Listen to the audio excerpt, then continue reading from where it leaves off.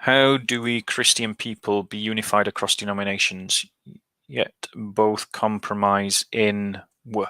Now, I don't know what the last part of that is, but in terms of the unity of our denominations, what I would say is the first thing is to recognize that denominations are the historical, socio-economic constructs of their time. Mean that they're invalid. There is goodness in the denominations of the Christian people, but none of them are the church. The church is bigger than all of them because the church was a church before it was an institution.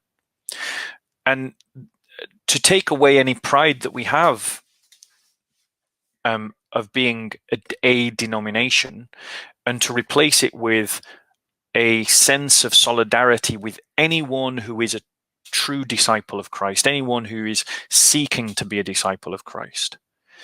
And that means we're not going to agree on everything, though the scriptures are very clear that we should be of one heart, mind, and soul, that we should be one in our judgments and in the way that we think. But we've got to recognize that that's an end goal and that there's a process to get there. But we can only go on that process if we allow one another to speak and we allow one another to have our differences. So let me give an example. So because the church is unified by two sacraments in particular, the sacrament of baptism and the sacrament of the Eucharist. So thinking about baptism, we can do baptism in a way that allows each of the people to understand baptism in their own way. You know, if you're a Christian who believes that the sacrament is one that communicates grace directly by the act, or if you're just someone who sees it as symbolic and that actually grace is communicated directly by the Holy Spirit without the act, the fact is we can both come around baptism, and indeed many Christians do, acknowledging baptism in our own way. Now, obviously, one of those positions is right and one of those positions is wrong.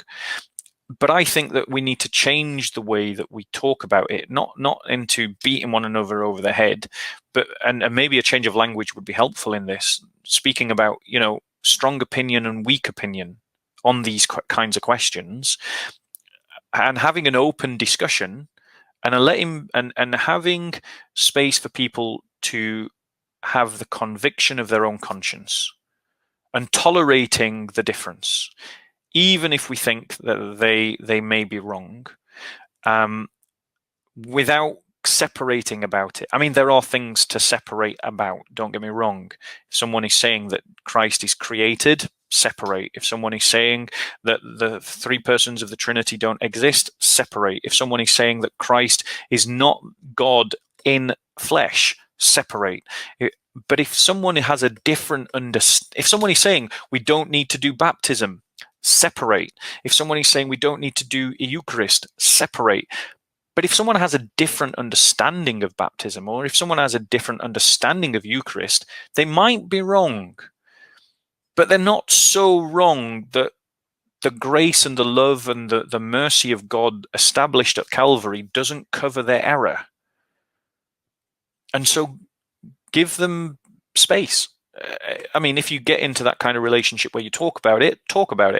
But I also think another way that we can be unified, one that's far less tricky and far more simple, is by the good works that we do.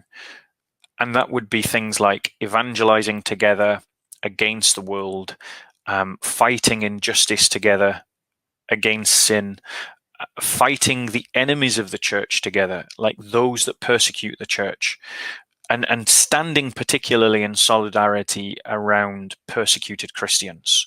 That is one of the chief ways that we can unite, because these kinds of things don't involve denominational differences. And I think it's tragic that there isn't greater unity on these kinds of things. But let's be honest, there is a lot, and it has improved, you know. We're still all getting over the trauma of the Reformation and the Christian Civil War that resulted from that.